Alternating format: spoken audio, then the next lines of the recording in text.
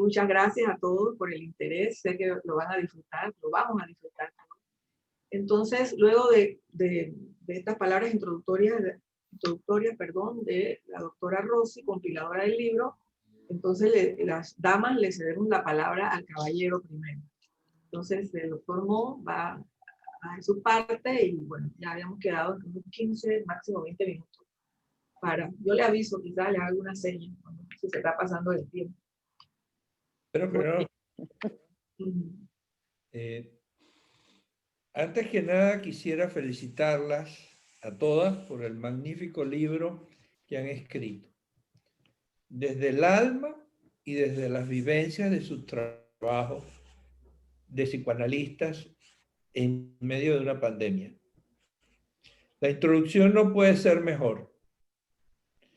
El libro trata de las reacciones a un virus que ha sido maligno, maliciosamente maligno, que ataca a algunos sin darles tregua y a otros sencillamente los invade sin afectarles en nada o en casi nada. Felicito especialmente a Luisa Rossi por el trabajo de edición. Sé que es difícil, me ha tocado hacerlo, pero vale la pena.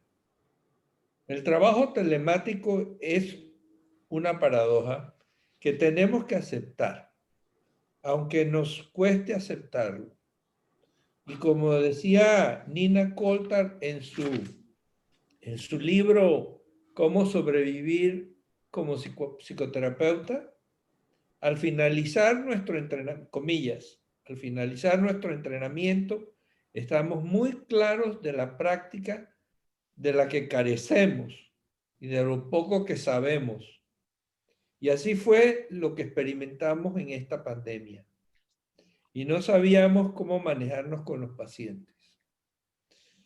Como muchos cuentan en el libro, se debatían entre atender presencialmente y asumir el riesgo de contagiarse o comenzar a trabajar telemáticamente con el cansancio de estar varias horas ante la pantalla de la computadora y tratando de crear una atmósfera analítica, que en realidad es una situación como si, por más que la queramos disfrazar de normalidad y que ha traído duras consecuencias en las relaciones familiares y en las parejas que necesitan también un ajuste o son confrontados a veces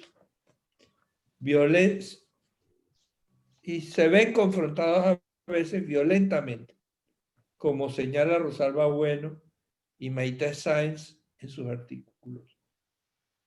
La mayoría de nosotros hemos sobrevivido con la esperanza de una vacuna que está pronto a llegar. Hemos vivido días de terror y hemos tenido que lidiar con una pulsión de muerte que se fortaleció y nos amenazaba a escondidas. Fue así que traté de recoger todas mis vivencias personales en un artículo periodístico que titulé Reflexiones sobre la vida y la muerte, publicado en agosto de este año. Y en el artículo comienzo por decir, no puedo menos que hablar de la transitoriedad de la existencia desde mis 50 años como psicólogo y mis 77 años de edad, 78 según los chinos. Pero como yo soy medio chino, me quito 6 meses. Para los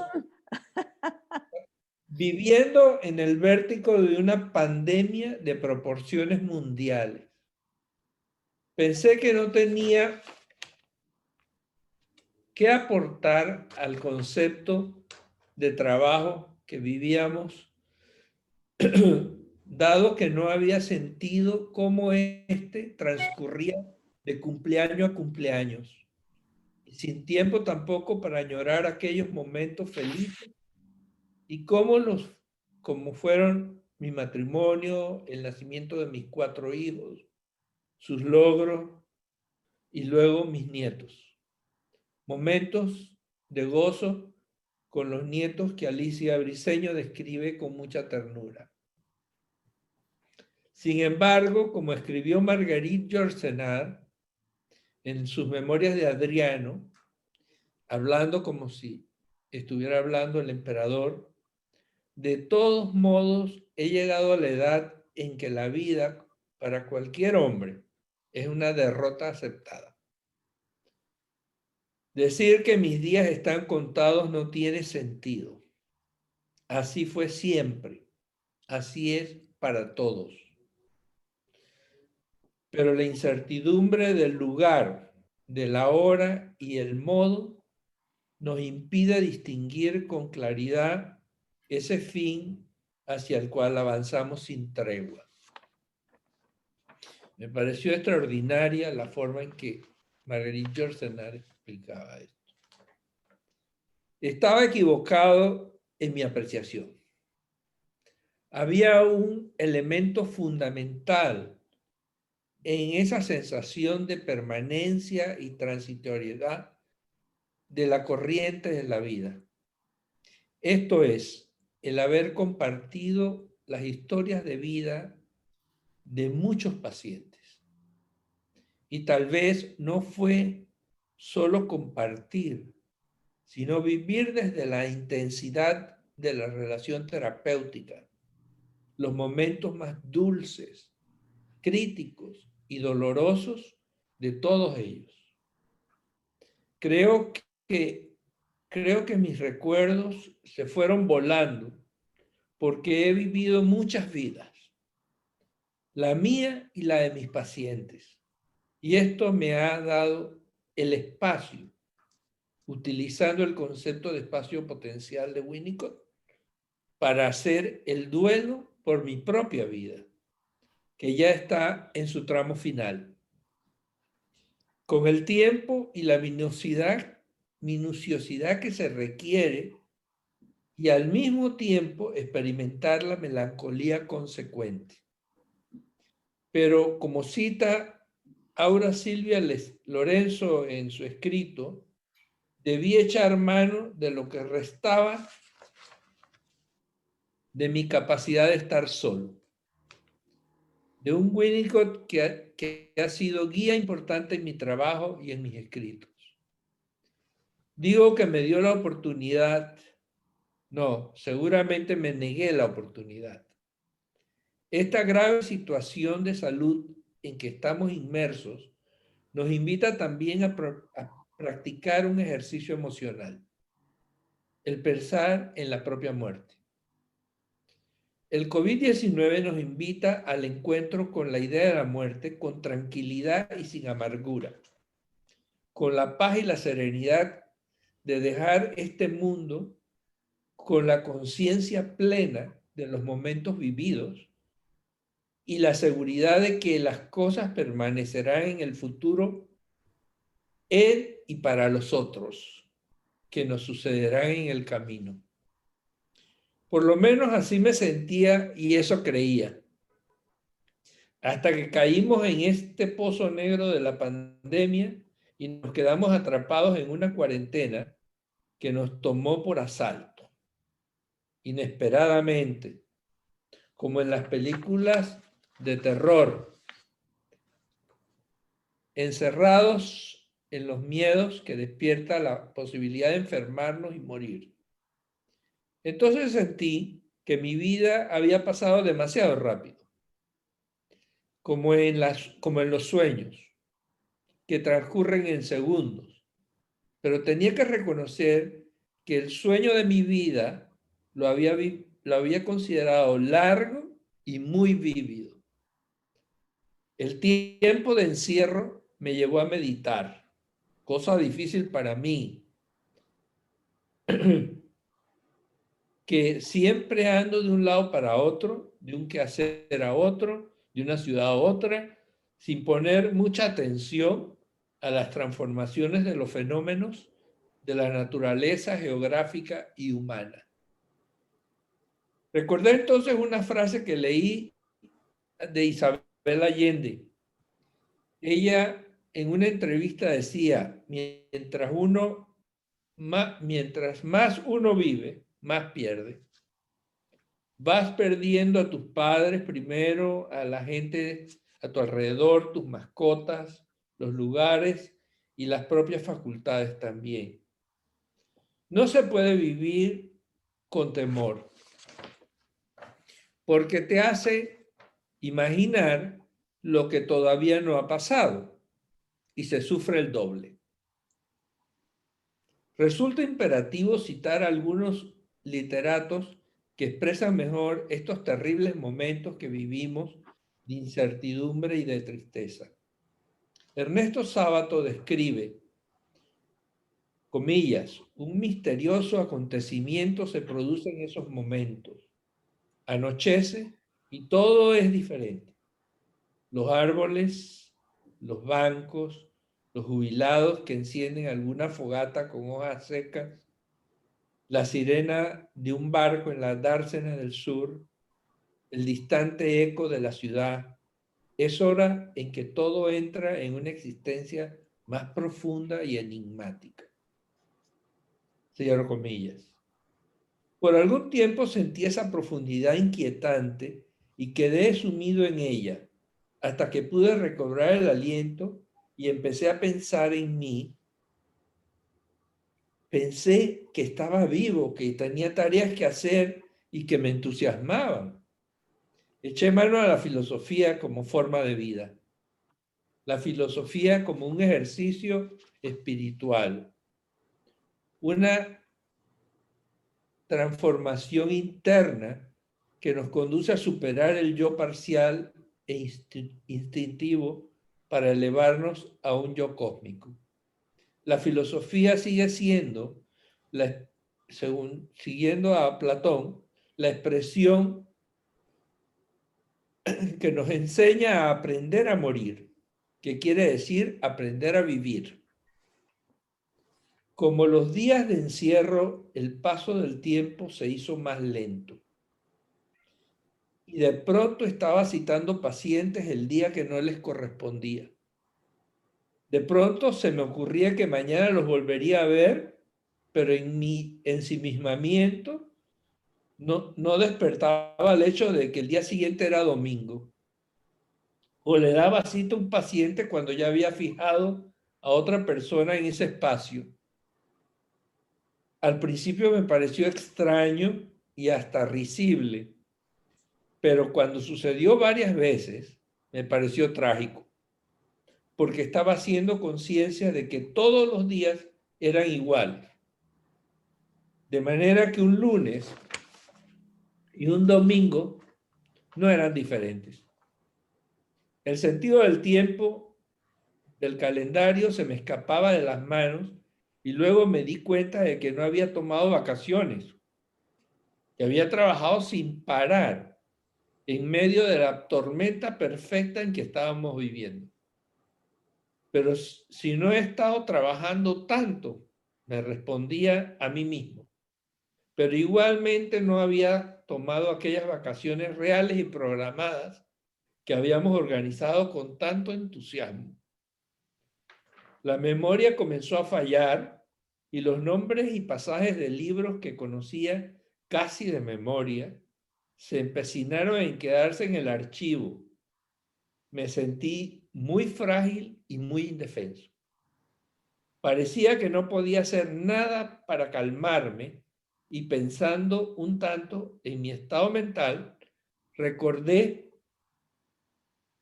lo que le sucedió a Tomás Rodaja, el personaje de Cervantes en su novela El licenciado Vidriera.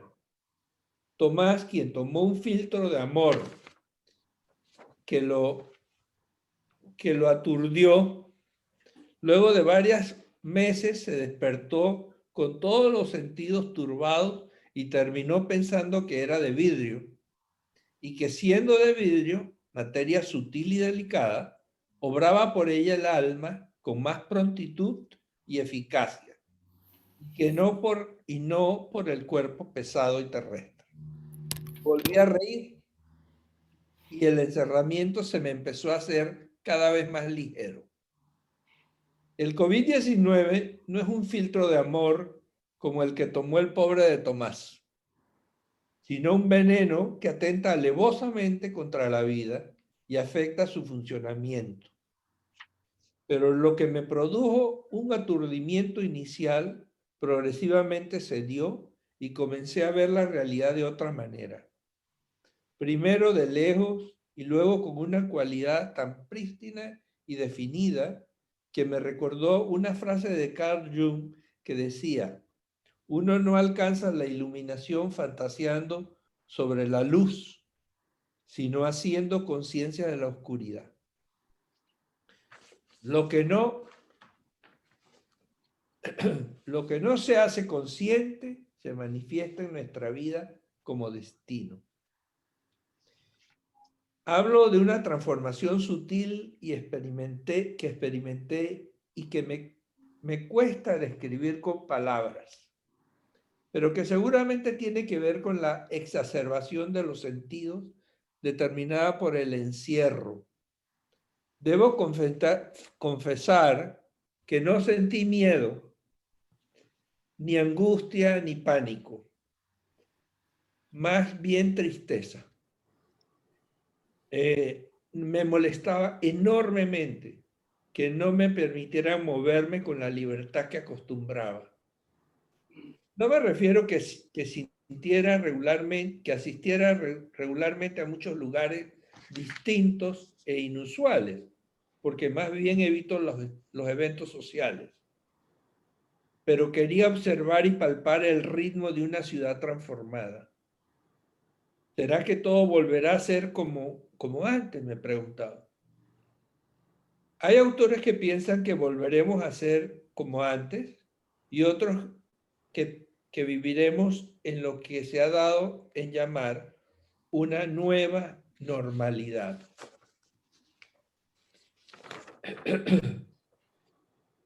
5 minutos. Yo soy Me faltan 5 minutos. yo soy el... Ya estoy terminando. Creo que volveremos a ser iguales que antes, porque el virus no transforma la genética humana, ni nos hace evolucionar sustancialmente, por lo menos hasta ahora. Tenemos miles de años de ser igual de apasionados, violentos, engreídos, generosos que nuestros antepasados. Creo que volveremos a ser los mismos pasada la pandemia. He experimentado diversos momentos vivenciales de varios pacientes. Puedo recordar un pasaje que tienen que ver con la vida y la muerte antes de lo previsto. Sergio había logrado, luego de un gran esfuerzo y muchos años de análisis, superar su tendencia a depender de los demás y a postergar la toma de decisiones importantes en su vida, tal como la Chayo de Luisa Rossi. Una noche, al regresar a su casa, después de una copiosa cena, sufrió un infarto masivo, de esos que dan a mitad de la vida y que tienen muy mal pronóstico, y falleció. Los que lograron verlo antes del entierro me contaron luego que tenía una expresión de tristeza que yo conocía de sus primeros años de análisis, cuando los obstáculos de su vida le parecían insalvables. Sergio relató un sueño en su análisis que viene a cuento. Estaba en una isla tropical muy hermosa, de esas del Caribe, que parecen de mentira. Y como no era muy grande, comenzó a recorrerla caminando por la playa. Y al dar una vuelta en una curva pronunciada de la isla, ve un gran remolino en el mar que se tragaba todo, hasta los colores de la arena y de las palmeras. Como dicen que sucede con los hoyos negros siderales, que se tragan todo, inclusive la luz. La isla pasó a ser de Technicolor a ser una isla en una gama de grises, como fueron las cosas en algunos momentos de su vida. En el caso de la naturaleza, como señalaba Freud en su ensayo de la transitoriedad en 1916, la nieve del invierno o el verdor del verano regresan cada año. En la vida las situaciones cambian a veces sin que podamos hacer nada por detener el proceso, pero esta variación, esta transitoriedad, la hace más interesante y digna de experimentar. Como los cambios de color de las hojas de los árboles en el otoño, que son hermosos, y que pasado el invierno vuelven a ser verdes e igualmente hermosos. Esta repetición del ciclo de la naturaleza corresponde al ciclo de la tierra, que los humanos, pero los humanos no regresamos. Ya. Gracias. Muchas gracias, doctor Mon, por la formalidad. Esto lo estamos grabando y después vamos a tener que editar. Le di la palabra a Ramón y no leí el currículum breve que le pedí a todos ustedes. Así que vamos a corregir el error y después edito. Muchos lo conocen porque pues han sido sus estudiantes o colegas aquí en Panamá, quizás en México no tanto, excepto los de la sociedad. El doctor Mon es psicólogo clínico y psicoanalista. Obtuvo su doctorado en psicología clínica en la Universidad Nacional Autónoma de México, UNAM, donde también cursó su licenciatura y su maestría. Tiene además una maestría en estudios de Asia y África, obtenida en el Colegio de México, Colmex.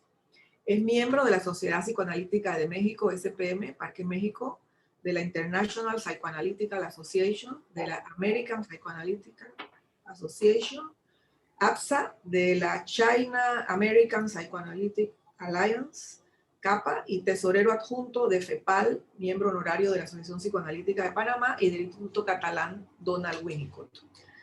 Ha sido profesor en la Universidad de Panamá por más de 30 años, es también profesor del doctorado en Psicología Clínica de la UMA y ha publicado 2 libros, Self, Trauma e Identidad en 2018 y Sueños y Realidades de los Hijos del Dragón en 2019. Y numerosos trabajos en el área de la psicohistoria, así como de la presencia china en el Gran Caribe, en este año 2020. Nos acompaña ahora con su intervención la doctora Alicia Briceño. La doctora Briceño es psicoanalista, miembro titular con función didáctica de la Sociedad Psicoanalítica de México, docente en el Instituto de Formación de la SPM, miembro de la Asociación Psicoanalítica de Buenos Aires, es doctora en investigación en psicoanálisis y tiene un postdoctorado en estudios de género de la Universidad UCES en Buenos Aires. Es directora del Consejo Profesional de la Federación Psicoanalítica de América Latina, FEPAL, desde el 2018 al 20. Es psicoanalista clínica, de adolescentes, adultos y parejas. Es autora de diversos artículos publicados en libros, revistas y congresos nacionales e internacionales. Sus principales temas de trabajo son mitos, género y violencia de género. Alicia, tienes la palabra y yo pues llevo el tiempo, pero estamos bien. Muchas gracias, Melba. Gracias. Bueno, yo antes que nada también quiero agradecer en primer lugar a Ramón por esta participación, esta dedicación con la que no solo nos has leído, sino además nos has pensado, que creo que eso es muy importante. Me gustó mucho. Agradezco desde luego a las autoridades de la Universidad Católica de Santa María la Antigua y principalmente a la doctora Melba Palacios de Mon. Quiero agradecer también en este momento al grupo de las 12 psicoanalistas, a este grupo de reflexión, a todas en general, pero en particular a Luisa, porque como ya se dijo, pero yo no quiero omitirlo, quiero al contrario reforzarlo.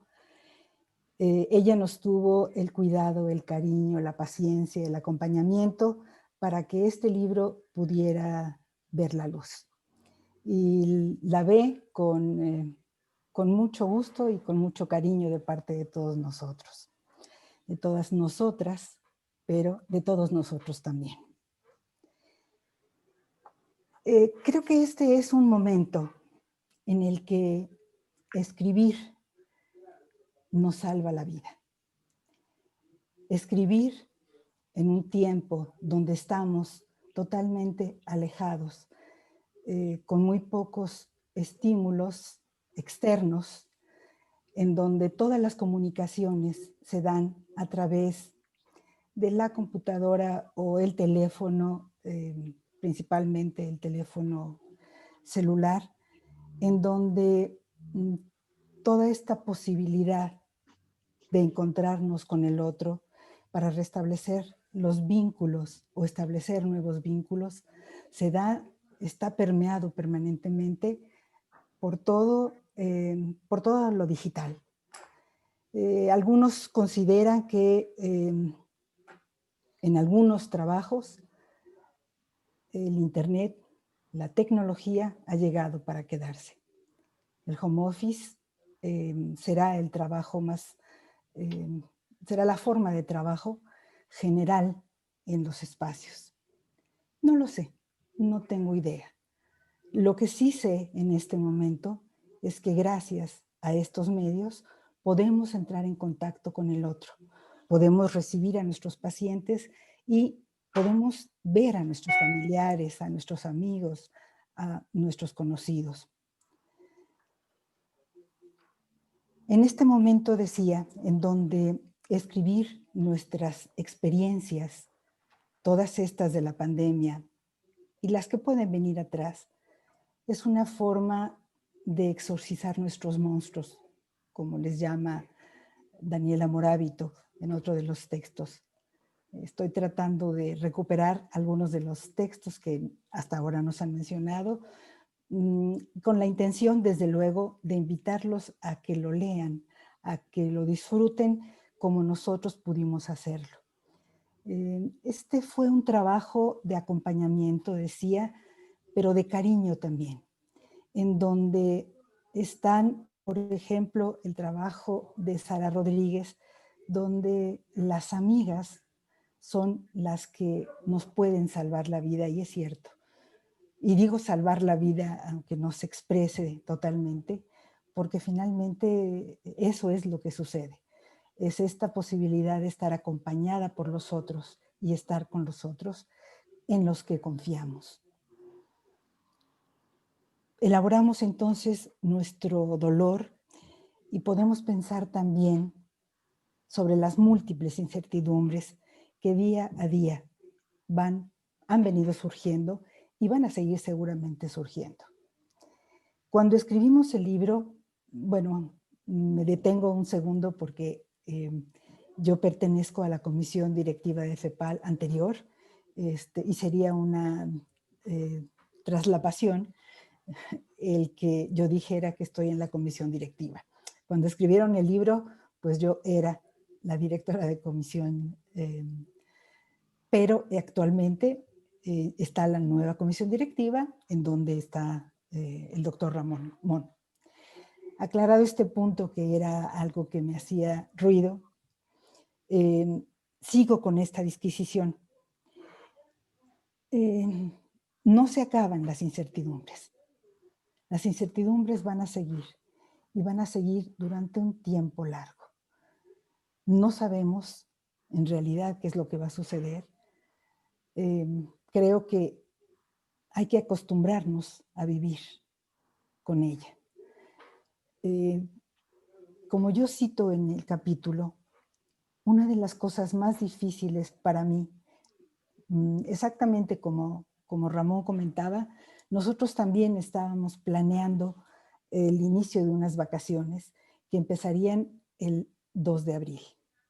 Iban a durar mucho tiempo y la verdad es que estábamos muy entusiasmados.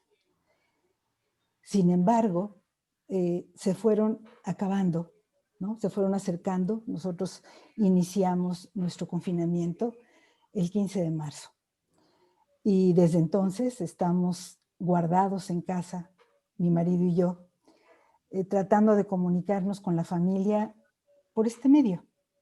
Así que en ese sentido estamos agradecidos de tener esto en este momento y vivir en estos tiempos convulsos, sí, pero que nos están ofreciendo estas posibilidades, que no son menores.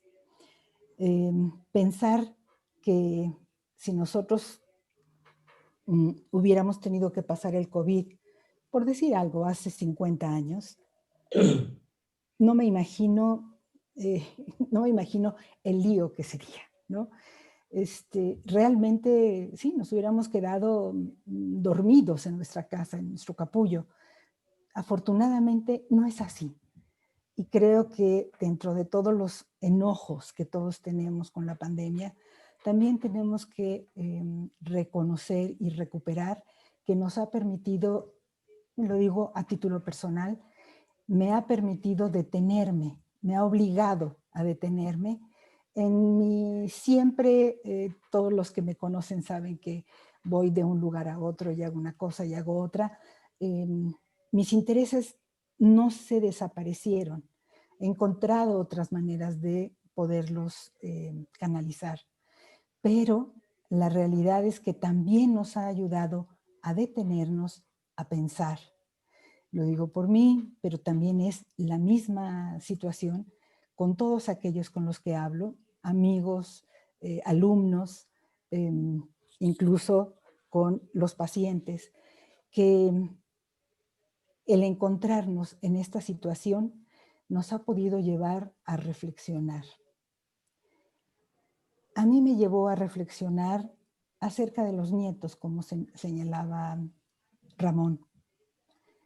Quien tiene nietos sabe de ese calorcito que se siente cuando nacen, de esa ilusión que nos generan, sabiendo que no son nuestros, pero son un poco nuestros, y que la posibilidad de abrazarlos, de tocarlos, de jugar con ellos, de tirarse en el piso, de tantas cosas, se ve amenazada, porque hasta la fecha así sigue, se ve amenazada por el virus. Pero eso no significa que no podemos demostrar nuestro cariño, comunicarnos con ellos y poder estar presentes en cada uno de los momentos. Yo veo ahora, por ejemplo, cómo los pequeños, los grandes, todos, los pequeños más fácilmente que los grandes, cómo nos hemos tenido que familiarizar con estos medios digitales. Al inicio de la charla comentábamos entre los 5 panelistas que no queríamos tocar realmente la computadora para que no nos fuera a hacer una travesura, porque suele hacerlas. Y por otro lado, también hay una satisfacción, porque nos sentimos que con eso, por lo menos igual también lo digo a título personal, a través de este medio nos podemos comunicar a todo el mundo. De pronto podemos entrar en contacto con gente que usualmente no veríamos. Disfrutar de la convivencia, de la reflexión, de la profundidad de muchas personas que yo solo conocía a nivel personal y con las que nunca había tenido una conversación mayor. Para mí ha sido una de las riquezas más grandes, que daría, desde luego, para escribir otro libro. Y creo que eso es lo más lindo de un libro, que siempre nos despierta nuevas cosas y nos mueve hacia poder llegar hacia, por lo menos, plantearnos la posibilidad de escribir algo más. Decía que en este libro hay muchos escenarios. Algunos son vívidos y otros son imaginarios. Algunos se vivieron y otros simplemente se han fantaseado. Pero este libro en particular es un libro, como decía, un libro de unión de 12 colegas que estábamos acostumbradas quizá a llevarnos de a uno, de a dos, de grupos pequeños y contarnos, confidenciarnos. La posibilidad de estar en este grupo nos generó nos abrió puertas, nos generó un nuevo camino de comunicación con las colegas que ahora nos sentimos un poco más amigas cada día. Y creo que en ese sentido yo quiero agradecer también el prólogo. Este libro está prologado por Mabel Burín, a quien apreciamos mucho y con quien compartimos cosas en común que seguramente Luisa o Rosalba hablarán de ello más adelante. Pero yo también quise agradecerle porque en este momento en donde estamos tan ocupados, porque de pronto escuchamos a algunas personas, ya me aburrí, no tengo que hacer, ¿qué series nuevas hay en la televisión? ¿Qué películas me recomiendan? De pronto nosotros, y hablo por los del panel porque lo sé, hemos tenido más trabajo que de costumbre. Hay más webinars que asistir, hay más juntas que realizar, todo se posibilita. Tenemos más pacientes incluso, porque al principio de la pandemia, algunos de los pacientes fueron tomando distancia porque no se sentían cómodos con el tema de lo no presencial. Sin embargo, al poco tiempo empezaron a querer probar. Entonces, también ha sido, dentro de todo lo difícil, el posibilitar, atrevernos a hacer nuevas cosas. Y eso siempre va a ser bueno. 5 minutos, disculpa, Alice. No, perfecto, te agradezco mucho, te agradezco mucho. Sí, y bueno, quienes me conocen y aquí me conocen, saben que yo pasa la mosca y me distraigo, perdón. Disculpa. No, no te preocupes, pero haces muy bien. Ya, recupero. Decía que si bien no todos los trabajos son temas de género, yo creo que todas tenemos un sesgo en todos los trabajos que se dan. Y nos hemos metido cada vez más en todo esto. El sentirnos hermanadas, precisamente, el que cada una pueda hablar desde su propia experiencia. Pensaba en el capítulo de Laura López, en donde ella nos cuenta de cuándo volveremos a soñar. Es de una delicadeza y un cariño realmente hermoso. También quisiera mencionar el trabajo de Paola Jamuy. Me gusta mucho. Como se darán cuenta, sigo invitándolos a que lo lean, a que lean nuestro libro. En este capítulo, Paola lo que nos plantea es, y haciendo un juego de palabras con el porvenir de una ilusión o, perdón, es que me vi duplicada. Solo el nombre. Perdón, está muy bien. Un síntoma, es un síntoma. No, podría ser un síntoma. Evita disocia. No, ¿sabes qué? Lo primero que pensé fue, ya no me veo en la pantalla, ya nada más se ve la pantalla en negro. Perfecto. Pero bueno, entonces hablaba del capítulo de Paola Jamuy, El porvenir de una ilusión, o la ilusión de un porvenir. No sé si es solamente una ilusión el porvenir. El porvenir corresponde. Y como tal, se va a dar sin nosotros y a pesar de nosotros. Entonces, creo que lo que nos corresponde es podernos, si bien en este momento nada se ha resuelto, ya hay, hasta donde llevo contadas, 4 vacunas de diferentes laboratorios que no sabemos cuánto tiempo tardarán en distribuirse, probarse, etcétera. Espero que primero las prueben y luego las distribuyan, no sé en el orden en el que yo las menciono. pero en donde, bueno, se ve por lo menos una esperanza, una luz en el camino que nos puede realmente alumbrar un futuro que se veía totalmente incierto y en donde en esto de cómo podemos, y pienso aquí en el trabajo de Elena Cañizo que habla de qué pasa con los niños durante la pandemia, mi reflexión ahí es, creo que ellos no se dan cuenta tanto, pero ellos le están pasando muy mal, porque no tienen la posibilidad, no saben cuánto, porque a lo mejor muchos no conocen. Y creo que aquí vale la pena esta reflexión en la que nos ponen desde muchos lugares. Guadalupe Portal en su capítulo nos habla de la elaboración del duelo por las aulas.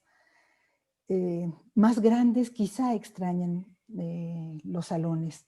Bueno, los chiquitos también, la verdad es que aquellos que ya estaban acostumbrados a la escuela, se nota inmediatamente cómo está la añoranza por sus compañeros, por jugar en el patio, por disfrutar. Es decir, esto que nos dice Ramón al final, que es vamos a vivir la vida, creo que es algo a lo que todos estamos realmente empeñados en que esto ocurra. Que de verdad empecemos dentro de nosotros, empecemos a hacernos a la idea de que muy pronto vamos a poder estar allá afuera, no solo a través de eso, porque yo espero que este medio sí pueda seguir, porque nos facilita muchas cosas, entre ellas estudio, comunicación, frecuencia, etcétera, pero que podamos tener toda la fuerza para empezar a vivir, no sé si esta nueva normalidad, no sé si el porvenir de una ilusión o la ilusión de un porvenir. La realidad es que se nos presenta esto, la vida y con todo el eros del que seamos capaces de imbuirnos. Muchas gracias. Muchas gracias, Alicia. Y vamos a darle paso entonces a la doctora Rosalba Bueno. Nos están llegando mensajes de felicitación para ustedes y también algunas preguntas. Invitamos a la audiencia a que las vayan pensando y al final pues las vamos a, lo que son preguntas precisas sobre el tema, pero también estamos recibiendo saludos y felicitaciones. Quiero destacar dos. Uno de la doctora Begoña Olavarría, dice buenas noches desde Madrid, encantada de saludaros, ¿no? Es desde Madrid, y compartir este espacio. Abrazos, Begoña Olavarría, una querida colega, amiga, etcétera. Samuel Pinzón, de aquí de Panamá, lo conoce. Muchas gracias a Luisa, Rosalba, a Alicia, por este sentido y sabido libro. Gracias por volver a visitarnos en Panamá, gracias a México por todo lo que nos ha dado y ayudado a la psicología y el psicoanálisis en Panamá. Y Genevieve Barr, alumna de Alicia y del doctorado, doctoranda, dice, ¿podrían por favor informar acerca de cómo obtener el libro? Gracias de antemano por la atención. Y otros mensajes, pero si no se nos va el tiempo y yo soy la controladora del tiempo, un poco no muy agradable. Bueno, el libro tiene muchos capítulos, Alicia ha mencionado varios, de abuelas y nietos, paradoja de la pandemia, lo escribió ella. El de Rosalba, el contradictorio mundo emocional de las mujeres actuales, efectos en la pandemia. El de Elena Cañizo, niños en la pandemia. ¿Cuándo volveremos a soñar? De Laura López. La pandemia del COVID-19, una nueva afrenta al ego, etcétera. Después me menciono otro, pero para entusiasmarlo. Después me pongo de acuerdo con Luisa cómo haríamos. La doctora Rosalba Bueno es nuestra siguiente expositora y su breve currículum que les pedí a todas. La doctora Rosalba Bueno tiene un postdoctorado en estudios de género de la Universidad UCES de Buenos Aires. Tiene un doctorado en psicología de la Universidad Iberoamericana de la Ciudad de México, la Ibero. psicoanalista, supervisora y docente del Instituto de Formación de la Sociedad Psicoanalítica de México, SPM, directora de la Comisión de Ética de la SPM, directora general del Instituto de Psicoanálisis y Psicoterapia, miembro de los Ángeles Institute and Society for Psychoanalytic Training, es miembro titular didacta de la Asociación Psicoanalítica Internacional, IPA, y de la Federación Psicoanalítica de América Latina, FEPAL. Con ustedes, la doctora Rosalba Bueno. Buenas noches a todos. Yo quiero hacer algunos comentarios personales que Luisa emitió en su introducción de cómo el devenir de este libro, de las 12 psicoanalistas. Y yo fui una de las, creo, primeras colegas contagiadas de SPM por el virus. No sé bien cómo, no supe en qué momento, probablemente algún paciente cuando todavía estaba presencial y antes de que nadie nos lo tomáramos muy en serio. El caso es que participaba yo muy irregularmente en las reuniones de este grupo que se formó de meditación y de convivencia con colegas. Y había yo dejado de participar algunas de las veces porque no sentirme muy bien. Y entonces de pronto que me sentí mejor, me conecto y llega Luisa. Ya tengo un proyecto. Dije, Dios de mi vida, ahorita un proyecto. Vamos a escribir un libro. ¿Estás loca? ¿Vamos a escribir un libro? Sí. Y la fecha que tiene que terminar es, ¿cuándo dijiste? Ahorita ya se me fue, pero era... Ajá. Y era ya, porque se va a quitar la pandemia y tiene que salir antes de que acabe. Eso me acuerdo perfecto. Todas en chinga a escribir porque se acaba la pandemia y tiene que salir antes. Digo yo, a mí qué me importa que se acabe la pandemia, qué me importa el libro. Yo lo que quería era descansar y no hacer nada. Entonces dije, yo no puedo participar en lo del libro. Y entra las colegas y principalmente las dos aquí presentes y Sara Rodríguez, que no está con nosotros hoy. No, eso no es posible, tienes que participar, tienes que hacerlo.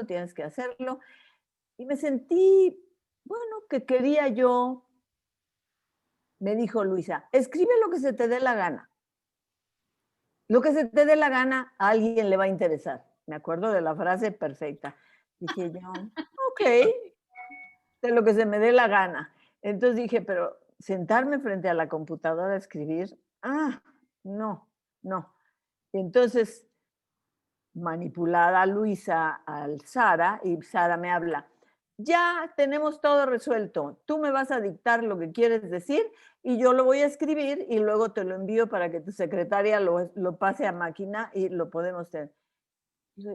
Pero yo, please, no, sí, ya está resuelto. ¿A qué horas te hablo? Tal día. ¿Cómo fue? No me dejaron. Tengo que agradecer, porque finalmente me recuperé, pasaron 2, 3 semanas, me sentía yo bien, finalmente más o menos empecé a reaccionar y me empezó a interesar mucho mi tema. Agradezco y hago el regreso ahora, agradezco también a Ramón, a Mon, a Nelva Palacios de Mon, por esta invitación, por incorporarnos a esta comunicación con ustedes en su programa de doctorado. De pronto me acuerdo cómo nos conocimos Ramón y yo y las coincidencias que surgieron y a raíz de las cuales él se hizo miembro de SPM y todo lo que vivimos en esa ocasión. Pero bueno, no tiene nada que ver con este momento. Lo haremos en otra ocasión. Me encantó tu presentación, Ramón. Yo sí quiero comentar que mucho de mis comentarios en este capítulo, que gracias, vuelvo a decir, al apoyo de Luisa y de Sara, sin las cuales no lo hubiera yo podido hacer, son resultado de algo que me llevaba inquietando muchísimo tiempo y que lo pensaba yo y lo pensaba y lo daba vueltas y le daba vueltas y no lo lograba yo acomodar. Y finalmente el tema de las mujeres y de nuestra conflictiva en nuestro mundo emocional en donde queremos ser todo. Y eso es más o menos el contenido de mi capítulo. Queremos ser todo. En el capítulo digo que las mujeres funcionamos emocionalmente más o menos en 3, 4, 5, 6 o hasta 10 plataformas simultáneas, ¿no? Entonces todo se nos da, todo lo podemos, todo lo arreglamos y le leemos la mente a nuestra pareja, decidimos lo que está pensando y decidimos lo que voy a hacer yo para decirle, para que cambie, para que luego. Esa conversación que les estoy diciendo ahorita, que está atrás de mi capítulo, es una conversación que tengo frecuentemente con mis pacientes mujeres. La mayoría de mi consulta es eso, pacientes mujeres.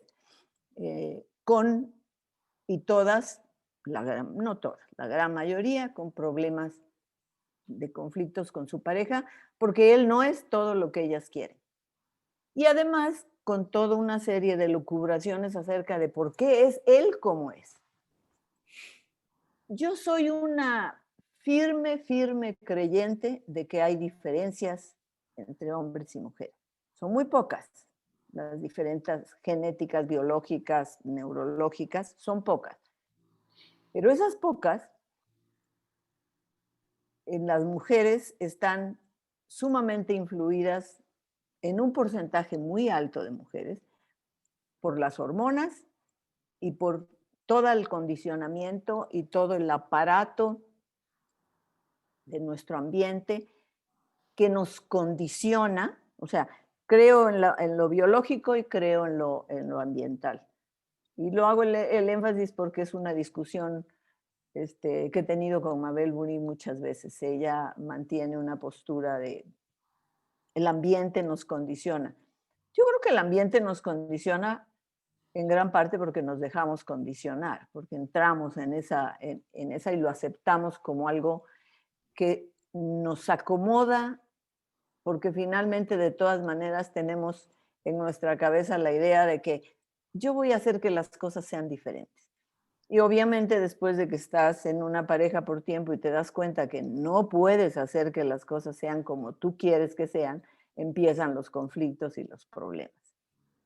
Las veces que yo he escuchado a una mujer decirme, pero es que Rosalba tiene que entender, él tiene que darse cuenta que está mal.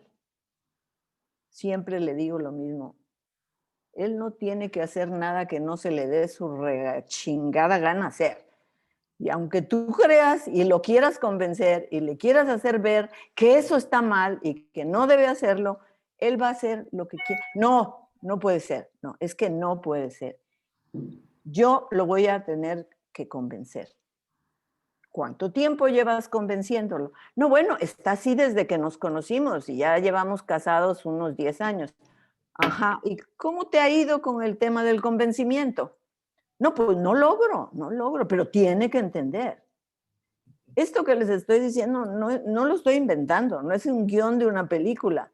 Hoy en la mañana lo escuché. Es que él es esto y el otro y entonces él entiende, pero lo que pasa es que él tiene miedo y entonces como él tiene miedo yo tengo que... No tienes que nada. Él va a tener miedo si es que lo tiene, tú no tienes idea por qué actúa así. Tú estás interpretando que tiene miedo y como interpretas que tiene miedo, porque eso es lo que te conviene pensar, entonces desarrollas toda una serie de estrategias, según tú, que lo van a convencer de que ese miedo no es justificado. ¿Cuánto tiempo llevas convenciéndolo? Esta conversación de hoy que les estoy relatando lleva 4 años y medio, convenciéndolo de que lo que tienes es miedo, pero no tienes por qué. Yo Y el otro argumento de ella es que te sacas la lotería conmigo, no te has dado cuenta de lo que yo valgo, lo que yo soy. Y el otro, simio que es, pues hace lo que se le da su regalada gana, digo, como todos, como las mujeres y como los hombres, porque finalmente hacemos lo que se nos da la gana. Esa realidad, lo mismo que con mujeres que se embarazan. Otra también hoy en la mañana. Estoy hablando de hoy, nada más hoy. 3 hijos.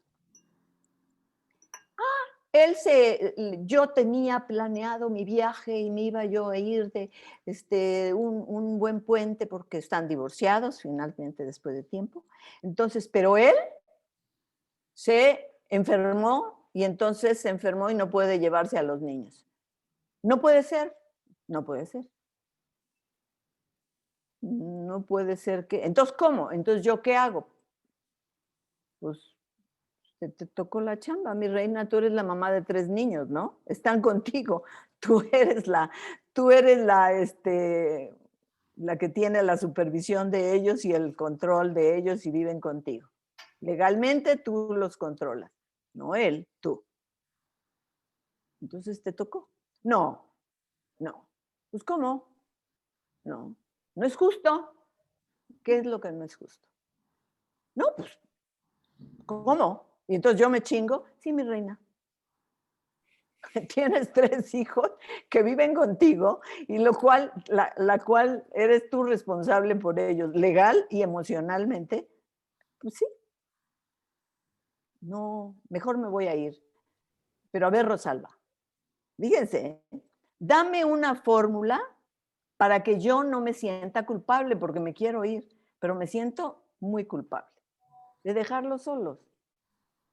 Yo te voy a dar una fórmula, mi reina. No tengo una fórmula. La culpa de una mujer que es mamá de 3 hijos que se quiere ir de puente, no te la puede quitar ni Dios. No hay manera.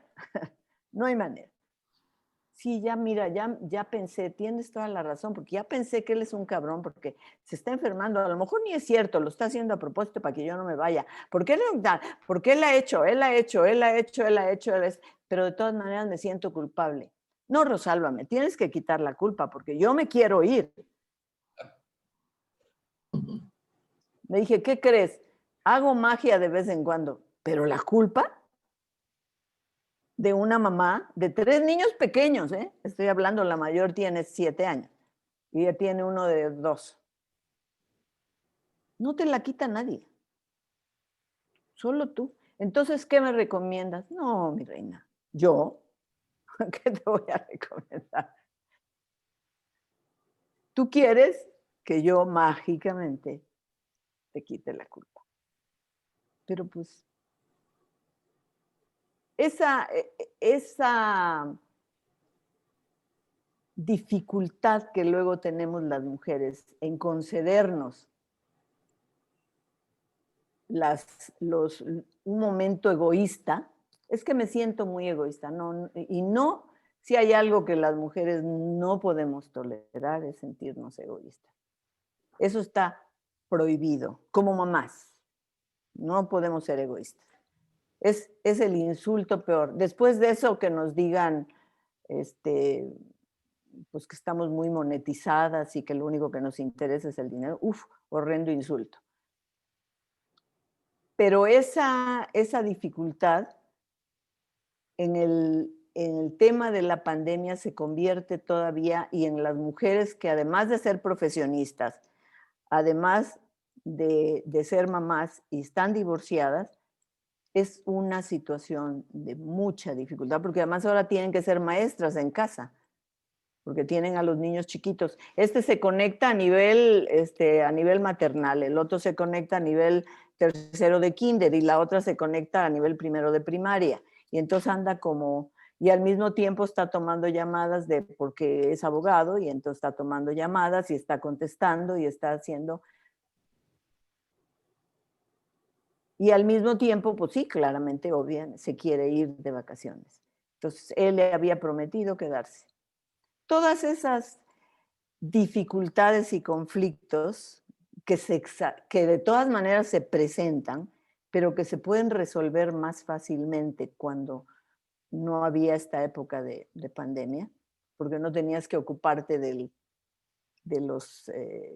las escuelas y de que se conecten y que no se conecten y demás. Y supervisar y además asegurarte que aprendan, y luego todas las mamás preocupadas de que no está aprendiendo nada, porque eso está muy mal, no está aprendiendo, tengo que hacer algo para que de veras aprenda.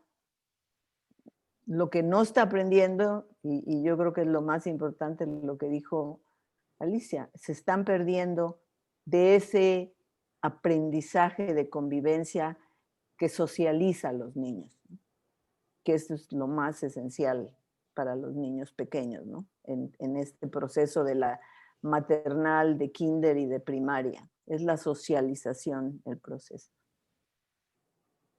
Pero la mayoría de las mujeres que están en esta, y jóvenes, ahorita les hablé de una chava, una mujer ya pasados los 30, pero chavas de 24 años.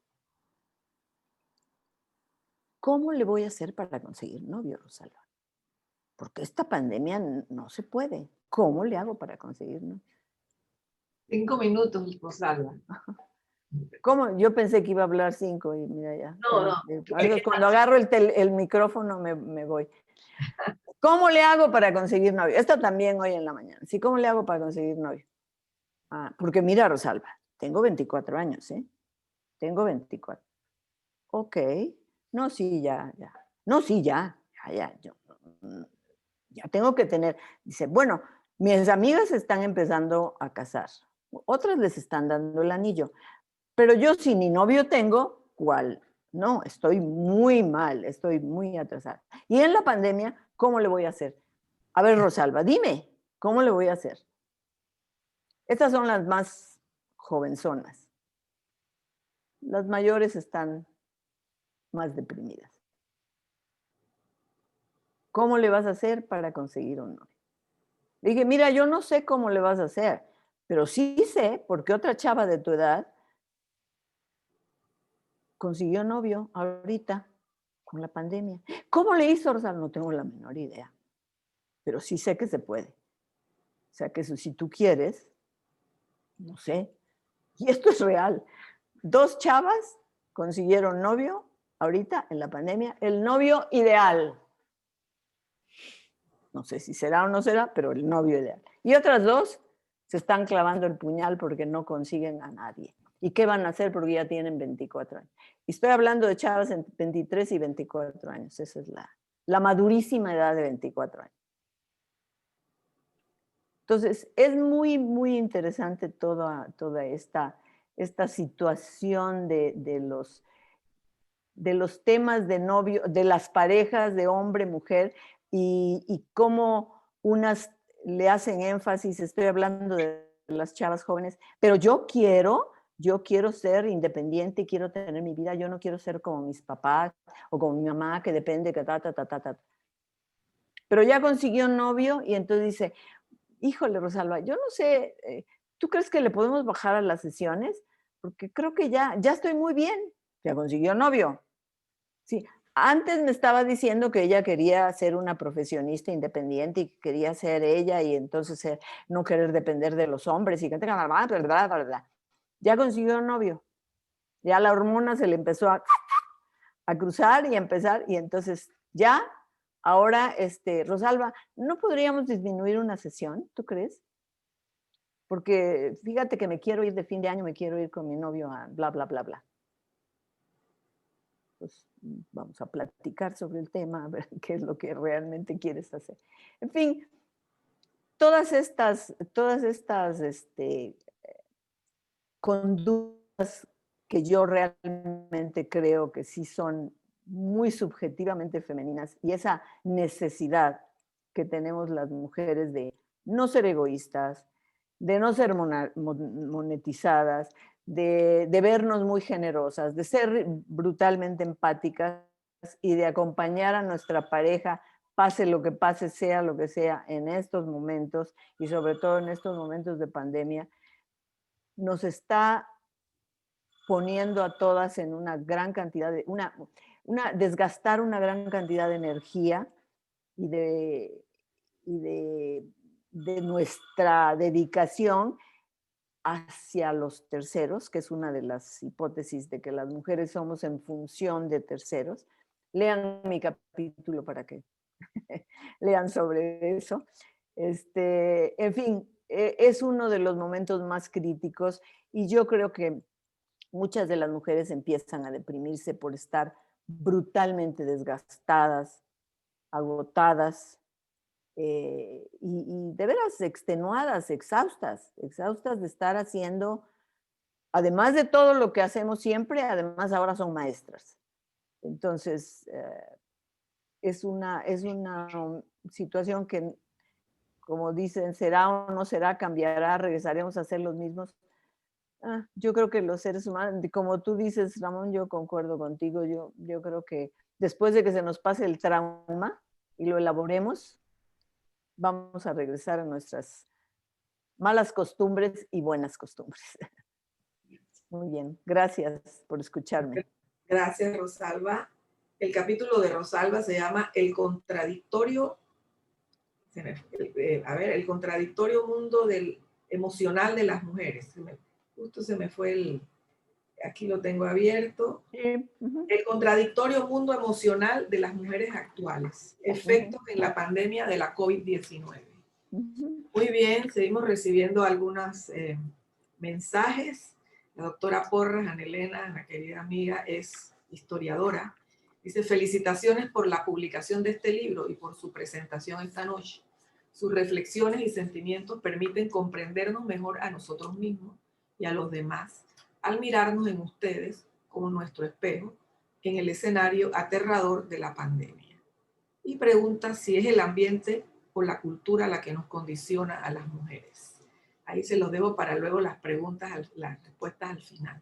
Bueno, y nuestra última panelista es la doctora Luisa Rossi, compiladora del libro, que les dio una idea del mismo al inicio. Tiene un postdoctorado en estudios de género en la Universidad UCE de Buenos Aires. Es doctora en psicología clínica por la Universidad Nacional Autónoma de México, UNAM.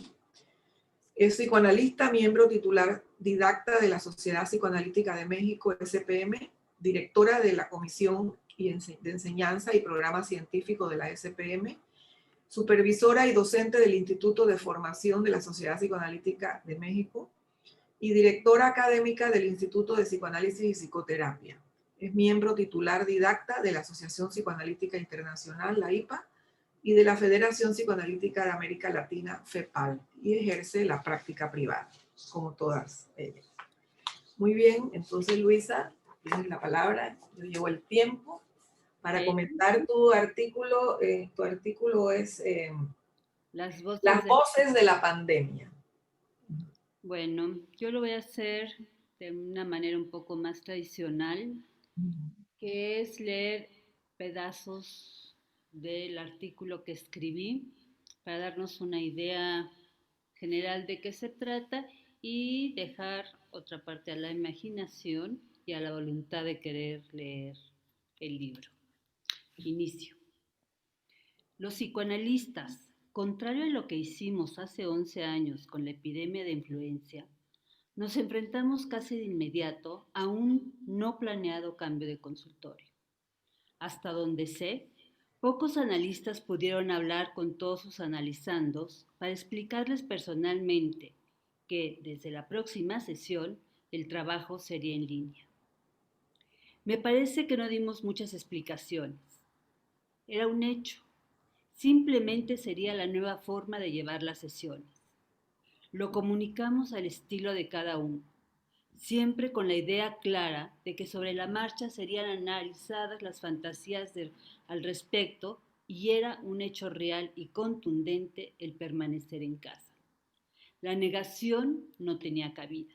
Manifestamos miedo, igual que el resto de la población. Si bien era una imposición susceptible a discusión para su aceptación o rechazo por parte de los analizandos, en la mayoría de los casos fue aceptada. Tuvimos a nuestro favor que se estaba presentando una emergencia sanitaria y los virus, en general, van contra todos. Son invisibles, se introducen en nuestro cuerpo sin darnos tiempo para reflexionar en absolutamente nada y menos en nuestro aparato psíquico, en la fortaleza o debilidad del yo. Todos somos susceptibles al contagio, por lo tanto, nuestra angustia está justificada y compartida por analizandos, familia, médicos, colegas, etc. Puro y sencillo juicio de realidad. Bajo las circunstancias descritas, los psicoanalistas nos mudamos a casa llevando con nosotros los instrumentos indispensables para el trabajo en línea. Básicamente fue la computadora y o el iPad o tableta. También llevamos bajo el brazo el libro del doctor Ricardo Carlino, Psicoanálisis a Distancia, el mismo que con mucho gusto presenté en el seno de la Sociedad Psicoanalítica de México y que en esta pandemia nos da luz del manejo técnico en línea. En el consultorio abandonamos el diván, el cómodo sillón ajustado a nuestra medida para trabajar las largas jornadas. Después de 2 semanas recuperé el mío. Y lo más preciado, nuestra biblioteca que tanta seguridad nos da, además de funcionar como objeto acompañante durante el día. Hasta aquí la primera gran pérdida. Es necesario señalar que algunos de nosotros también abandonamos o perdimos nuestro consultorio tras el sismo de septiembre de 2017. Nos resultó imposible no asociar un evento con otro. Los sentimientos de tristeza, frustración e impotencia estaban y están a flor de piel. En mi caso particular, al llegar a casa adapté lo que sería mi centro de trabajo por lo menos 2 meses. Eso pensaba en aquel entonces. El hecho de trabajar en línea ya era conocido por algunos analistas y desconocido por otros. Los que durante años se negaron a reconocer el psicoanálisis a distancia tuvieron que explorar la nueva técnica. Esto permitirá, en un futuro no lejano, incorporar a nuestros planes de la formación psicoanalítica propiamente dicha, así como el uso de las plataformas para comunicarnos con los analizandos. Mi trabajo en línea inició con absolutamente todos los analizandos el 16 de marzo por la tarde. Ahora, mi nuevo consultorio está instalado en un estudio que cuenta con un gran librero, un futón que podría hacer las veces de diván, un sillón incómodo hasta que llegó el de siempre, una mesa de centro y un pequeño escritorio móvil.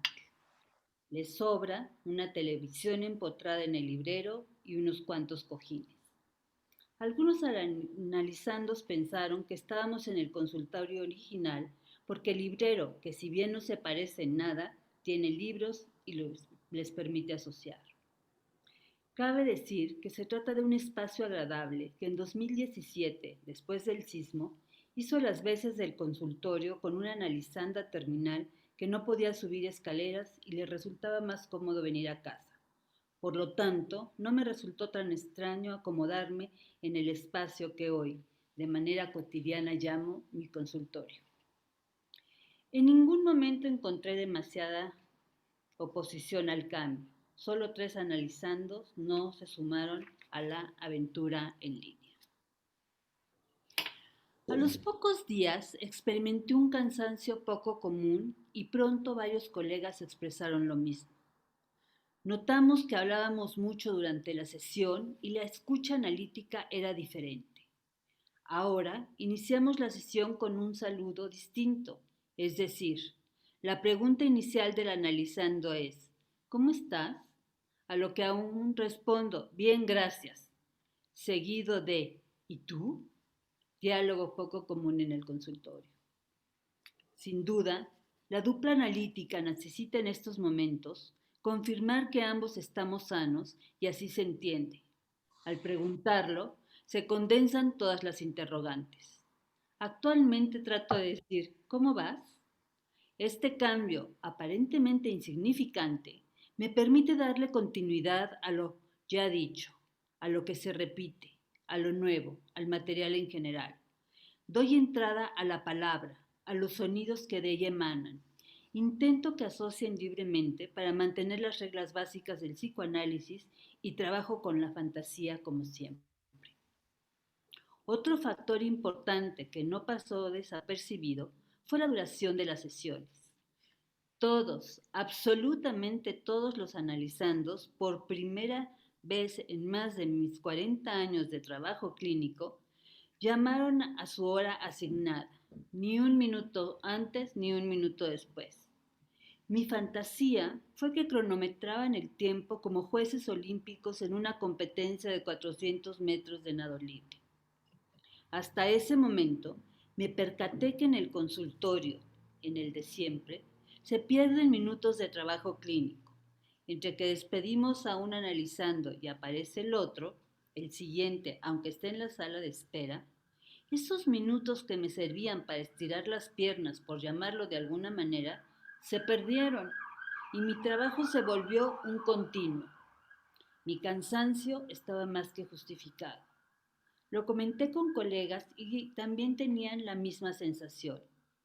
Lo más sencillo es tomarse un respiro entre uno y otro analizando. Sin embargo, al final del día estamos trabajando un promedio de 2 horas más por lo menos. En mi caso, opté por trabajar uno tras otro y despedirme justo en el momento en que entra la siguiente llamada. La hora es exacta.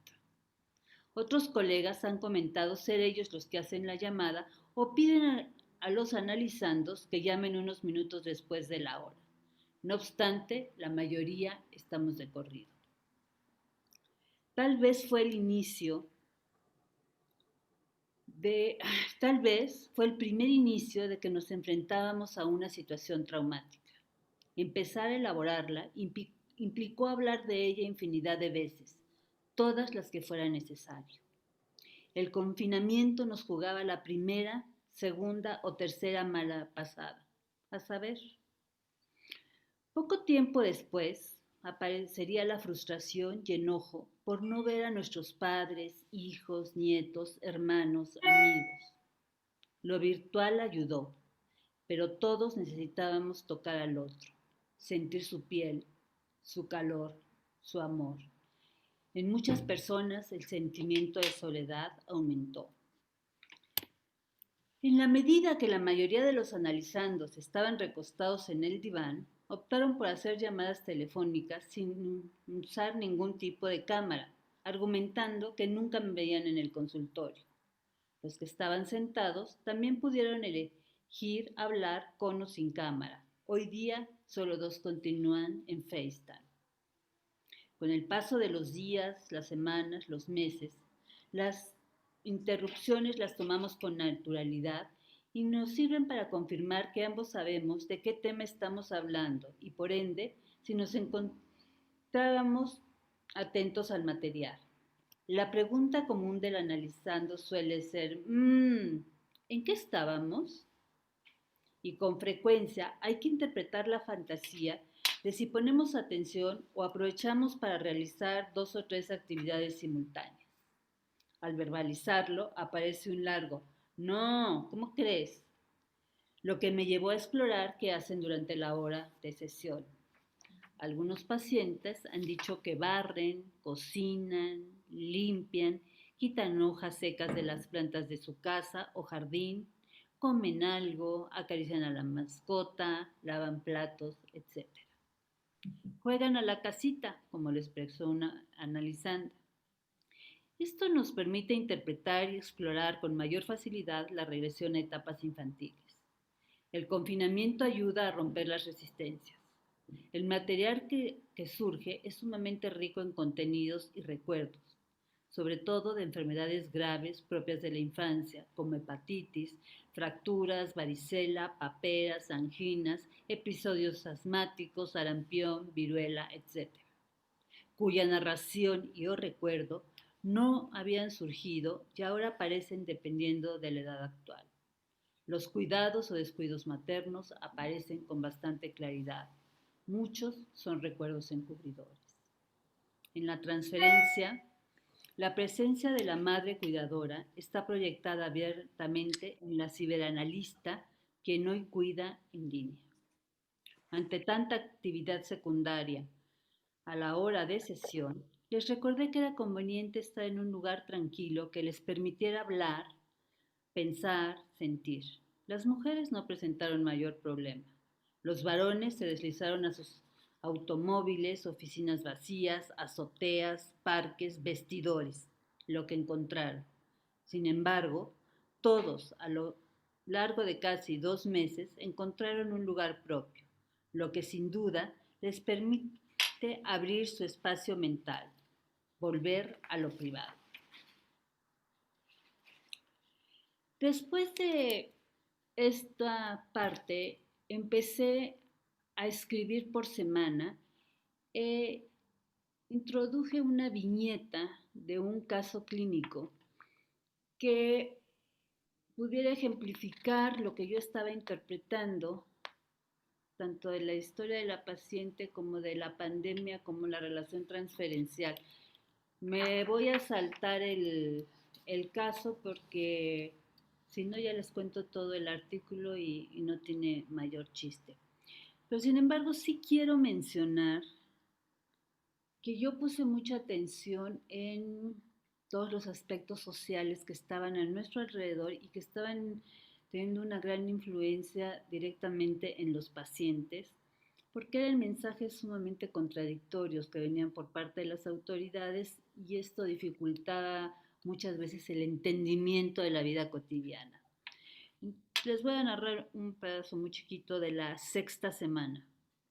Dice, la información proveniente de medios de comunicación masiva era un caos. Todos los mensajes eran contradictorios. Ejemplo de la información es el comunicado que llegó a mi teléfono celular sin autor y se hizo viral en las redes. Y dice, las 5 cosas que he entendido del coronavirus. 1. Está prohibido salir, pero no está prohibido. O sea, no debes salir a menos que lo necesites, pero si lo necesitas, sal, y si no, pues no. 2. Tenemos menos casos que otros países. Bueno, no, porque no estamos haciendo pruebas y además no son confiables. Igual solo es un sistema centinela. Habrá muchísimos más no detectados, pero son menos, creo, ¿o no? 3. Los contagios iniciaron desde principios de marzo, pero a finales de marzo estaba bien abrazar a todos y hacer giras políticas y morder niñas. En abril ya se habían contagiado todos, pero fue cuando iniciamos la cuarentena. Pero ya nos solicitó la OMS, pero igual vamos a la fase 3, pero vamos bien. 4. Los cubrebocas no sirven. Bueno, solo si estás infectado. Pero como no sabes si estás infectado, mejor póntelo. Pero no sirve. O sí, igual ya no hay cubrebocas, mejor no te preocupes. 5. El mes que sigue será la fase 3 de máximo contagio, pero será al mismo tiempo que levantemos la cuarentena.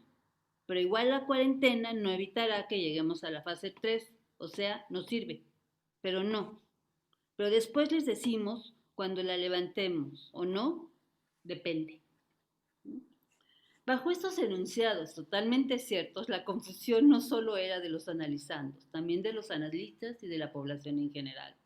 Los mensajes contradictorios se volvieron tema de análisis y en la medida de lo posible se trató de darle coherencia a los discursos. Las interpretaciones eran para la dupla. Tal parecía que al ponerle significado a las palabras y decirlas en voz alta, la pareja analítica introyectaba de forma paralela. Las interpretaciones se duplicaron y multiplicaron, ya que varios analizandos reportaban repetir con su familia lo mismo que hablábamos en sesión. Nuevamente, el espacio privado se volvía público y el manejo de la información, cierta o no, viral. Afortunadamente, teníamos la misma a pesar de lo contradictorio de los mensajes y de la enorme cantidad de artículos que recibimos. Eso fue en la 6ª semana y finalmente seguí narrando hasta la 12ª, si mal no recuerdo. Pero ya para terminar, quiero decir que después de meses de confinamiento e incertidumbre, la pregunta casi obligada es, ¿qué aprendimos?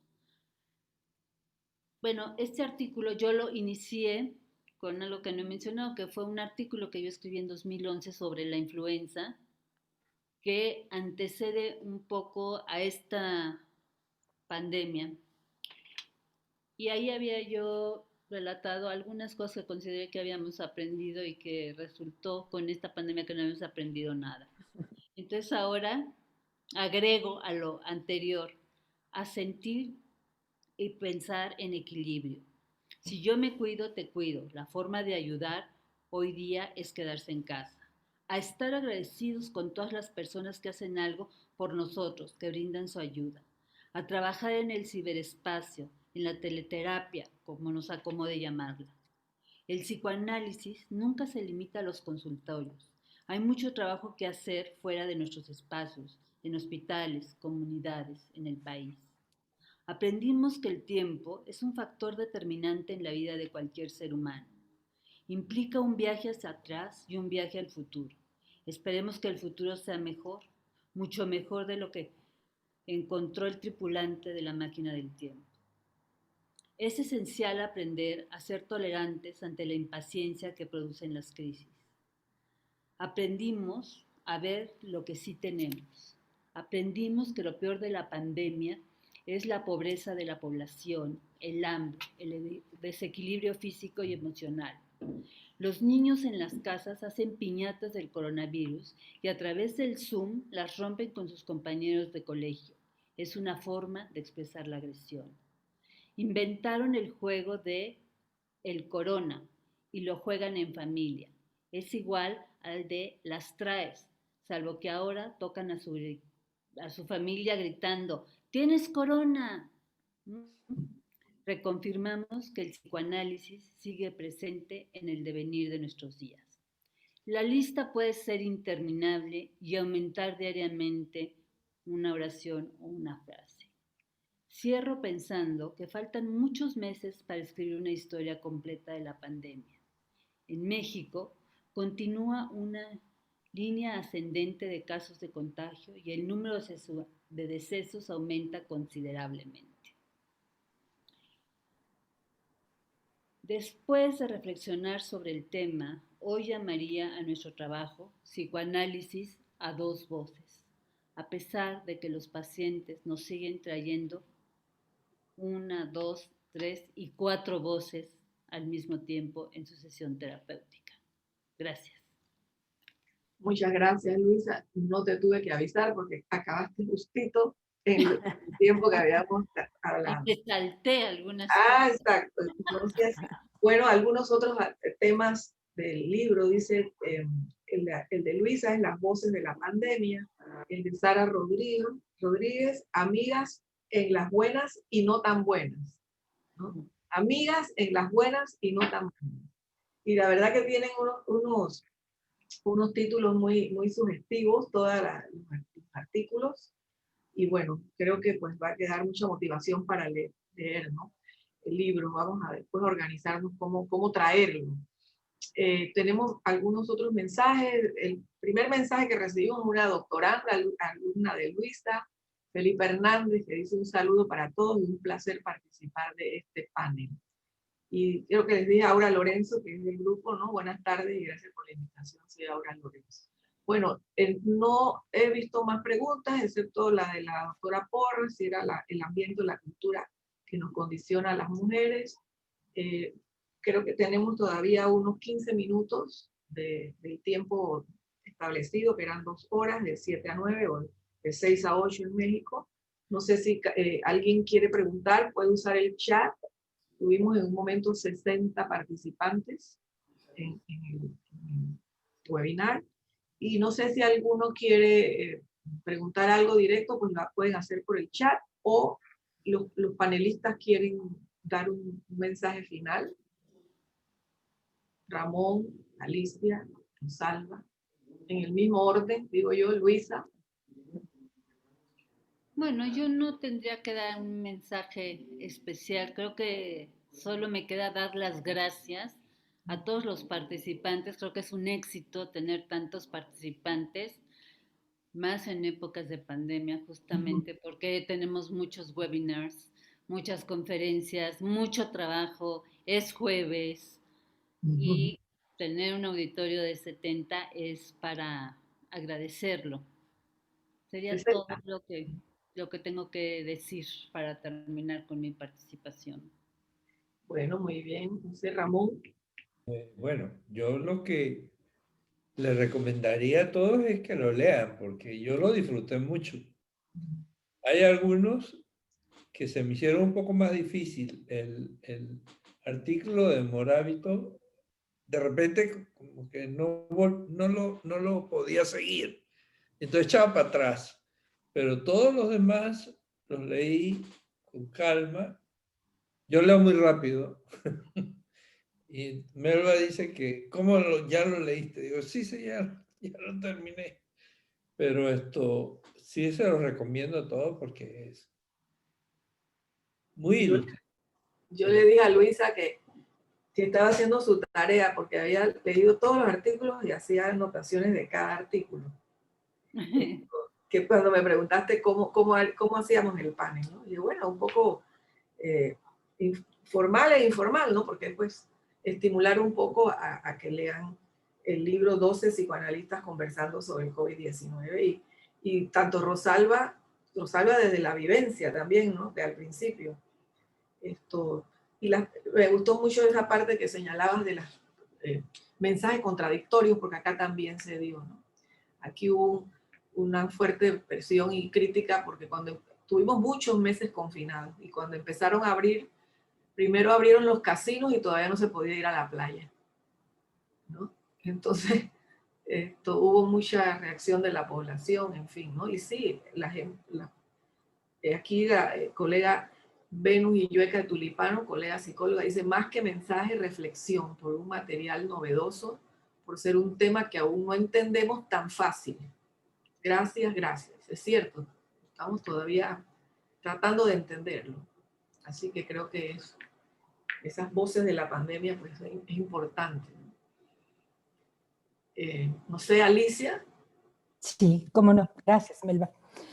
Bueno, yo les agradezco igualmente a todos. Y yo les sugeriría que, así como nos dijo Luisa, escriban lo primero que se les ocurre, lo que está ahí, lo que sea, un dedo tras otro. Realmente los invito a que escriban. No sé si lo quieren publicar, adelante, lo leeremos con mucho gusto, pero de verdad, escriban lo que están sintiendo. Es una muy buena manera de elaborar. Sabemos que la posibilidad de hacer narración a todos nos ayuda para ir encontrando ese camino de regreso a casa. Entonces, ojalá que lo hagan y que lo disfruten y lo sufran seguramente, como lo sufrimos y lo hemos disfrutado nosotros. Gracias. Aquí hay una pregunta técnica de creo que es una estudiante muy aplicada de psicología, Cristina Martínez. Dice, el estar invisible por el hecho de no tener la cámara abierta no afecta el dispositivo analítico. ¿Para quién es la pregunta? La dejé abierta, pero quizás tú que estabas tocando más de esos aspectos. Dice, el estar invisible por el hecho de no tener la cámara abierta no afecta el dispositivo analítico.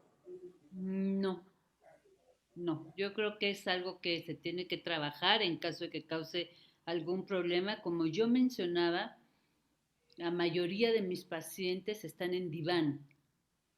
Entonces ellos entran directo al diván y se acuestan. O sea, el contacto visual conmigo es muy poco. Yo diría que algunos ni me ven, ¿no? Entran como viendo al techo, a algún lado, se acuestan. Prefieren no verte. Sí, o sea, no nos vemos y nos despedimos y es adiós, adiós y ya, ¿no? Entonces no hay un contacto físico, no hay nada. Entonces no lo han extrañado, nadie se ha quejado de eso, ¿no? Al principio sí decían, bueno, es un poco raro, pero muchos se acostaban en un sillón, ¿no? Y tomaban su sesión cómodamente. Bueno, me han dicho que es un sillón, igual están en su cama, no lo sé. Pero, pero no, yo no tuve problema, ¿no? Yo creo que el consultorio, tenemos consultorios móviles que podemos trasladar de un lugar a otro y que lo que importa es la comunicación que se da entre analista y analizando, ¿no? Mientras se dé esa comunicación, no importa, ¿no? Y esto creo que es algo que se ha demostrado durante la pandemia, que a lo mejor hace un año decíamos, ay, claro que no es igual. No, no, no es igual, es distinto, ¿no? Es otra forma de trabajar y ha dado muy buenos resultados. Yo he estado muy contenta, ya tenía experiencia con 2 o 3 pacientes de fuera, ¿no? Pero no con el que vive a 3 cuadras de mi casa, ¿no? Que siempre, no solo es la cercanía física, existe la fantasía que nos podemos encontrar, ¿no? O sea, tengo una paciente, por ejemplo, que vive justo al lado mío, en el edificio de al lado. Ella no sabe que yo vivo aquí, ¿no? Y no, bueno, no nos hemos encontrado, pero bueno, hemos trabajado bien, ¿no? No, no he tenido problema. Yo creo que, y si hay problema hay que trabajarlo. ¿Cuál es la fantasía? ¿No? Porque la fantasía puede ser de que no les estás haciendo caso, ¿no? Claro. Dos mensajes aquí, ya le doy la palabra a Alicia, de Paola Jamuy. Muchas felicidades a Luisa, Alicia y Rosalba. Un placer compartir con ustedes esta linda experiencia y gracias a Ramón y a la coordinadora. Y Taira González, una colega psicóloga, doctora en psicología, egresada del programa. Taira González de Aronátegui, muchas gracias por este aporte. Ha sido reconfortante y experiencial escuchar sus vivencias. Entonces, Alicia, tienes la palabra. Tenemos todavía unos 10 minutitos. Muchas gracias. Sí, yo ante la pregunta que mencionas, yo remitiría a lo que decía Luisa, el autor que Luisa mencionó. El libro de Ricardo Carlino vale la pena, vale mucho la pena leerlo, porque es una sistematización precisamente de lo que es el análisis a distancia. Entonces, menciona diferentes opciones que es tanto en método, más que en método, en tanto es dispositivo, y las ventajas y desventajas de cada uno de ellos, ¿no? Entonces, creo que puede ser un buen apoyo para el trabajo en línea. Ok. Rosalba quería comentar algo. Sí, yo creo que claramente a veces, si no a veces, pero muchas veces nos estereotipan a los psicoanalistas como si todos nos comportamos de la misma manera y todos actuamos igual con los pacientes.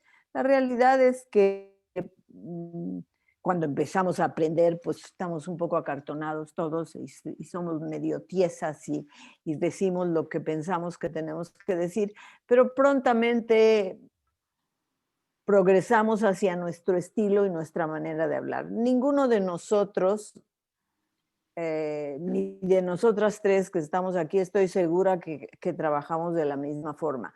Hacemos psicoanálisis, interpretamos la fantasía, interpretamos los sueños, interpretamos todo el material inconsciente, infantil y demás, pero lo hacemos a nuestra forma, de nuestra manera. Y de la misma forma nos hemos acoplado de forma muy personal a trabajar con nuestros pacientes.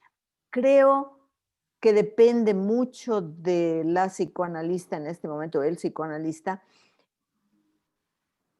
estar pendientes de que no nos dejemos distraer nosotras por cualquier cosa, porque no estamos en un set tan controlado, porque pueden haber interferencias, y no nos dejemos distraer y mantengamos nosotros el enfoque en la sesión. Es más nuestro trabajo. Yo creo que tenemos que trabajar un poco más. También es un factor que yo creo que nos añade a que le añade un poco de más cansancio. Yo siento que mi percepción es que yo tengo que estar más alerta conmigo misma para no distraerme, porque no estoy en mi setting tan formal como yo estaba acostumbrada. Entonces, sí es una labor de más atención y los pacientes, me parece a mí, que tienden más a divagarse, a hablar de cosas, y pasó esto y pasó lo otro, y ya viste, y entonces y lo otro, hablar más de situaciones y de circunstancias externas que de su mundo interno. Y es nuestra labor, ok, vamos a hablar de cómo te sientes, ¿no? Por decir, no, pues fulana se comprometió y la otra se comprometió y la otra se comprometió y ya todas y se van a casar y ok, ¿y tú cómo te sientes? No, yo perfecto, qué bueno, me da mucho gusto por mis amigas, ¿no? Pero ¿cómo te sientes que todas tus amigas estén comprometiendo o casándose y que tú no tienes novio? Bueno, la verdad sí me siento mal. Pero si yo no insisto, por eso digo que es nuestra labor el regresar a la paciente a su mundo interno, porque es muy fácil hoy en día. Los estímulos y lo que nos llega en el celular, en el WhatsApp, lo que vemos, los informes tan contradictorios, como dice Luisa, siguen siendo contradictorios, porque en México en estos momentos estamos en otro pico de alza de contagios. Brutal. Y entonces todo el mundo ya está en el reventón y ya quieren los jóvenes y que por qué no abren los antros y por qué no nos vamos y ya están teniendo fiestas. Y bueno, una mamá relatándome de la parranda de sus hijas con 20 chavos y este se dio con esta se dio con el otro, eso se dio, ¿qué voy a hacer? ¿Cómo los voy a controlar? No se puede. Y entonces si se van a contagiar y me van a contagiar a mí, van a contagiar a los abuelos. Dice, estas angustias que están en la realidad, que siguen siendo muy invasivas y muy intrusivas, sí cuesta un poco de trabajo a los pacientes hacer un poco de más introspección, ¿okay? ¿Cómo sientes tú? ¿Cómo te sientes tú con tus hijas? ¿Cómo te sientes tú de todas estas? ¿Estás angustiada? Pues claro, estoy angustiada, sí, estoy angustiada. Ok, vamos a hablar de tu angustia. Sí, porque finalmente yo no le puedo resolver si sus hijas se van de reventón o no se van de reventón. Ella, primero que nada, tiene que entender su angustia y aceptarla y reconocerla para que pueda actuar como ella quiere actuar con sus hijas. Entonces, eso, yo creo que tenemos que estar más alertas en ese sentido de lo que usualmente, sino porque como nos invade y a nosotros también nos invade, el mundo externo está allá afuera, pero es amenazante y nos invade la información y no sabemos realmente. La pregunta de casi todos los pacientes periódicamente, ¿y cuándo va a acabar esto, Rosalba? A mí me la hace. Como si yo tuviera información privilegiada, ¿no? ¿Cuándo va a acabar esto? No tengo ni puta idea cuándo va a acabar esto. Nadie, en México, nadie la tenemos. Entonces, esa sensación de que estamos totalmente, ¿cómo sería? Como incapacitados para realmente prever, anticipar, planear. Es una sensación de desvalidez muy, muy desagradable que nos puede atacar a nosotros, a los psicoanalistas, y que frecuentemente a los pacientes les ataca. Frecuentemente. Yo creo que es muy importante que el psicoanalista se cuide, tanto con ver que vamos a cuidar a los pacientes, también el psicoanalista se tiene que No, sí, claro, claro. la forma en que lo tenemos que hacer, el espacio que necesitamos, las cosas que nos pueden ayudar a fortalecernos, porque si no, no. Y si esto se prolonga por mucho tiempo, ¿quién va a aguantar? ¿Verdad? Por mágica. Muy bien, bueno, vamos terminando con dos comentarios uno de Aura Lorenzo. Muchas gracias, doctora Mela, por toda su gentileza con nosotras. Ella es autora de uno de los artículos que se llama Vivencias de una psicoanalista en tiempos de COVID-19. Doctor Mon, muchas gracias por su comentario. Esperamos verlo pronto en México. Nosotros también. Un fuerte abrazo. Gracias a Luisa, Rosalba y a Alicia por presentar el libro. Y finalmente, una colega y doctoranda, Dioselina Vanegas. Muchas gracias a todos por esta experiencia enriquecedora. Me quedo con muchas reflexiones, en particular que la calidad del trabajo terapéutico no se debe a la presencia física. Considero que esta nueva modalidad clínica, entre comillas, permitirá un mayor alcance de la práctica terapéutica. Bueno, con esto quiero darle las gracias a todos los panelistas por su participación, a Luisa muy en especial por proponérnoslas. Ha sido un placer y una buena idea para el doctorado en psicología clínica poder ofrecer este espacio. Espero que no sea el último. Y bueno, muchos éxitos con el libro. Después nos organizamos y yo les comento a todos los que se inscribieron o me escriben cómo se puede conseguir. Asumo que quieren el propio libro físico, así que pues bueno, Amazon, una caja, ¿cómo se llama? Cargo Express, cualquiera de estas formas ahora en que estamos, lo pueden mandar, una caja de libros y acá se distribuyen, se venden, lo que sea. A ver, ya veremos, pero bueno, muchas gracias. Creo que ha sido un buen espacio y estamos listos para otro después. Muchos éxitos allá en México también y que pase esto pronto, ¿verdad? Gracias. Deseo para todos. Buenas noches y gracias a todos los participantes por su paciencia y su interés. Verlas. Ajá. Un gusto, un gusto. Igual, muchos abrazos. Muchas Ya. gracias, Melba. Bye bye. Gracias. Ay, Chao. Bye. en el tiempo, antes que nos saquen allá de